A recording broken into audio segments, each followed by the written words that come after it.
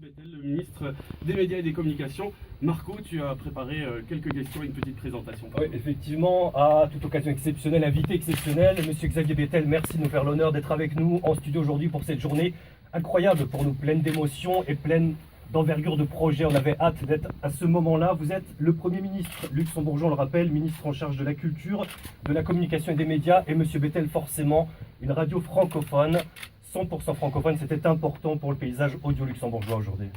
Il y a tout élargissement d'une offre. C'est ce que veut garantir un État, c'est d'avoir une diversité dans l'offre. Et une radio en plus, c'est déjà quelque chose de bien. Une radio francophone, c'est quelque chose encore de mieux. En effet, le Luxembourg est un pays qui est cosmopolite, où les langues font partie de la richesse justement de notre pays, ça fait partie des atouts par rapport aussi à d'autres pays. Et il est important que les gens qui habitent ici, qui travaillent ici, puissent aussi suivre, en attendant de parler mieux le luxembourgeois et de comprendre mieux le luxembourgeois, les nouvelles, l'actualité, et de faire partie de ce pays. Donc pour moi, c'est quelque chose de très important et je suis très content de ce projet qui m'a tenu à cœur dès le début.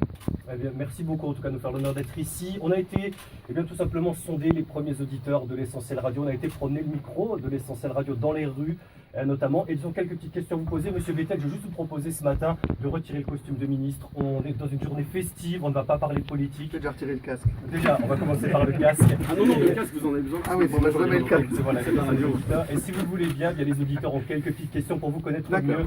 Monsieur le Premier ministre, on va lancer les premières questions, Julien.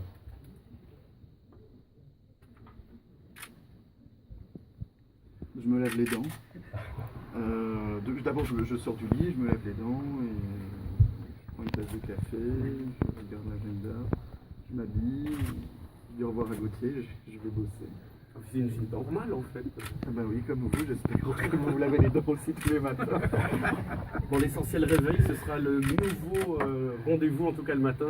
Ce sera l'émission du matin sur l'Essentiel Radio. Peut-être que ça fera partie aussi des habitudes de Monsieur Bettel très bientôt. On espère en tout cas. On va lancer une seconde question, Monsieur Bettel, auditrice que l'on a rencontrée également dans la rue.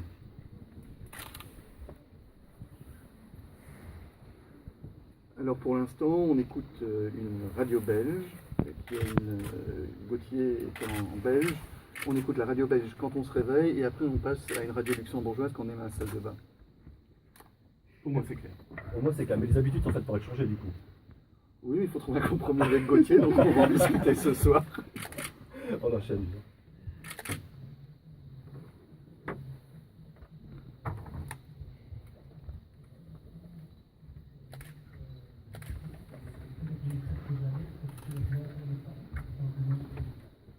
Oui, bien sûr que c'est un sujet qui me tient à cœur. Nous avons un pays qui est riche, mais une grande partie de la population ne profite pas de cette richesse.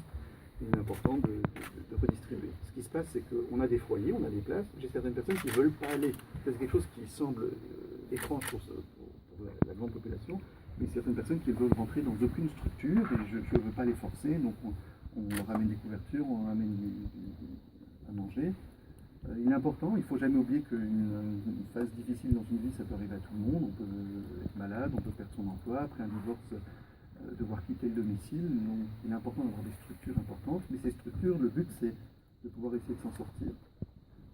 Et pas que ce soit à long terme, c'est pas la perspective d'une vie, mais on a différentes catégories. On a ceux qui sont malades, qui ont une pathologie, qui ont une dépendance, de faire un suivi pour qu'ils essaient de se débarrasser de cette dépendance. On a ceux qui ont une situation précaire qui peut être temporaire, où il faut essayer de surmonter cette période. Et j'ai des personnes qui veulent rentrer dans aucune structure, où je fais tant bien que mal ce que je peux, mais pas faire de miracle. Parfait. On va ouvrir un autre dossier important, Julien. C'est la vie de ministre est ultra prenante, on s'en doute. Il y a aussi peut-être un côté sportif à développer, que vous développez peut-être en ce moment, Monsieur Bettel. Je ne comprends pas votre message. On va écouter la question, écoutez.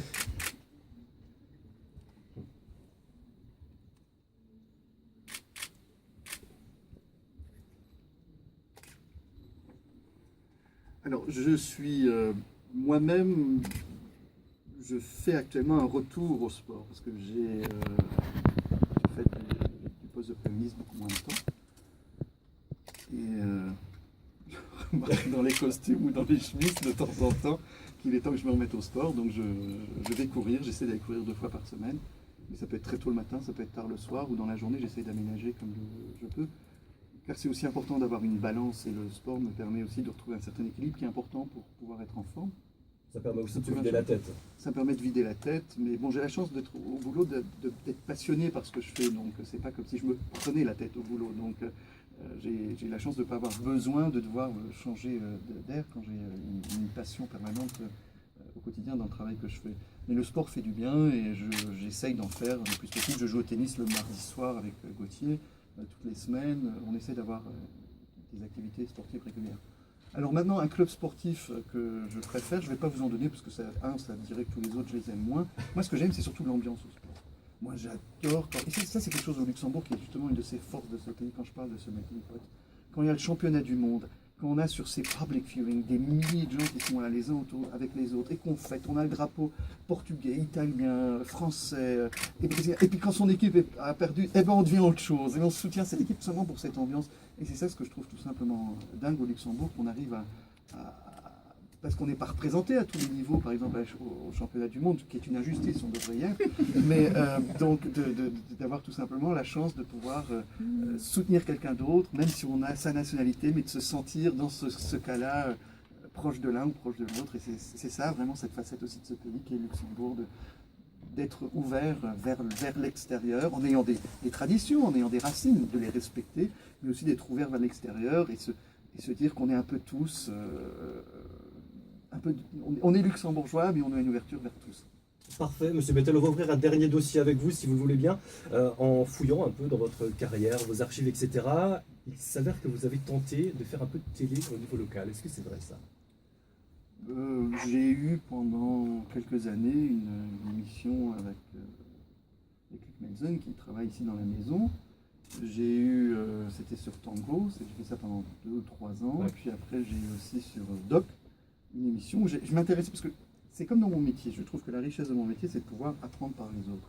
Et j'ai eu la chance d'avoir une proposition, j'étais invité dans une émission un jour en politique, et après le directeur qui m'a demandé si je n'étais pas intéressé à faire une émission, tout simplement de m'intéresser aux gens, de demander aux gens pourquoi ils faisaient ce job, quelle était la passion du job, ce qu'ils aimaient faire, ce qu'ils n'aimaient pas faire, et les anecdotes. On apprend tous les jours des autres, et c'est quelque chose, je me nourris encore aujourd'hui, de parler avec les gens, être à l'écoute, et je trouve qu'en tant que politique, c'est important, je ne sais pas tout, donc d'être à l'écoute des gens, d'écouter l'expérience des uns et des autres, et de pouvoir échanger. C'est malheureusement aujourd'hui quelque chose qui se perd de plus en plus, l'échange entre les uns et les autres, et ça crée beaucoup de problèmes qu'on a aussi au niveau international. Et justement, on sent la passion pour la culture. Les médias, c'est l'objet de notre dernière question. Écoutez bien, Monsieur Bettel.